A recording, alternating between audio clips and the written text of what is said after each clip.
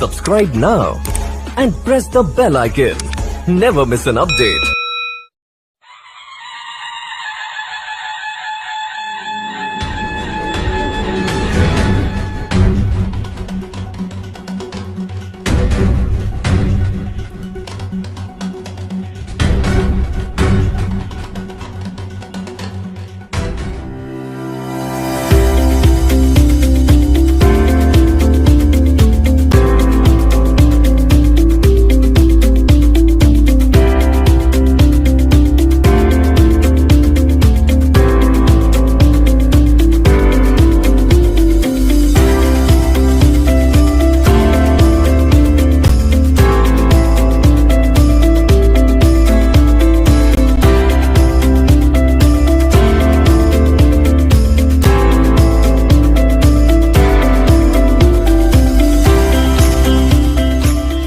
महोत्सवाच्या निमित्ताने ही मराठीची श्रीमंती आपण पुस्तकातूनही मांडली पाहिजे आणि यापेक्षा चांगलं विचारपीठ कुठेही पुस्तकाच्या पाठीवर शोधून मिळणार नाही याची जाणीव ठेवून या कार्यक्रमाच्या नियोजनासाठी या पुस्तक महोत्सवाचे माननीय आयोजक राजेशजी पांडे यांना आम्ही निवेदन दिलं आणि अत्यंत अल्पावधीतच त्यांनी या सुंदरशा अशा कार्यक्रमाचं आयोजन केलं. सर्वप्रथम या पुस्तक महोत्सवाचे सर्वेसर्वा आणि संयोजक राजेशजी पांडे यांचं खूप खूप स्वागत.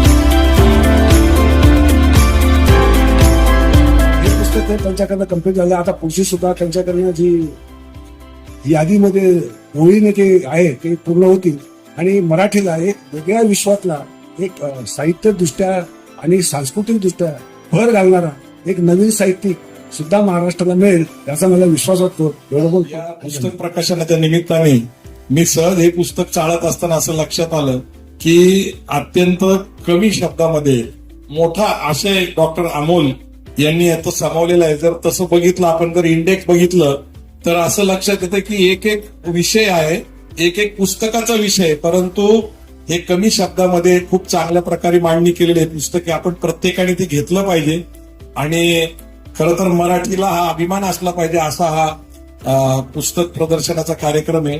जय जिजाऊ जय शिवराय. मराठी साहित्याच्या इतिहासामध्ये अभिजातपणाच्या संदर्भामध्ये डॉक्टर देवळेकरांनी लिहिलेलं पुस्तक हे अत्यंत नवा इतिहास घडवणारं पुस्तक आहे.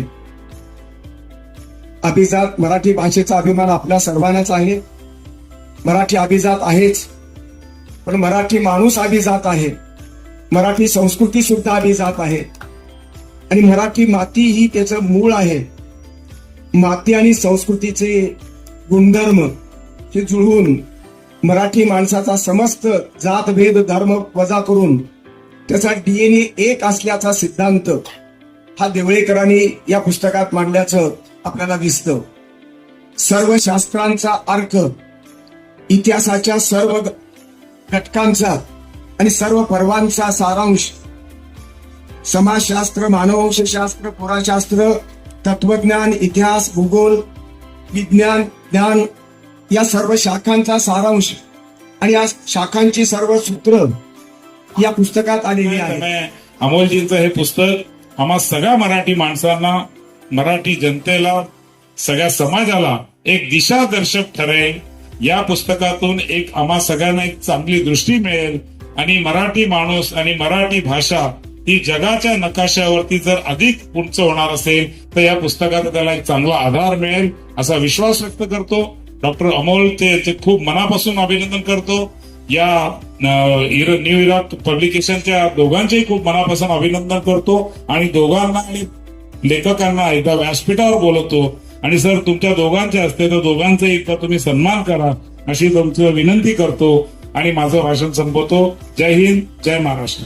मुळात मराठी भाषेला अभिजात दर्जा जो मिळालेला आहे केंद्र शासनाचा, याच्या मागची नेमकी गोष्ट काय आणि आपण काय फक्त भाषेच्या दृष्टिकोनातून अभिजात आहोत की आपली संस्कृती अभिजात आहे, आपला प्रत्येक मराठी माणूस अभिजात आहे, आपली माती अभिजात आहे, आपलं पर्यावरण अभिजात आहे, या सगळ्यांचा उलगडा शास्त्रीय दृष्टिकोनातून जर करता आला तर बरं होईल, अशा पद्धतीचा विचार माझ्या मनात आला.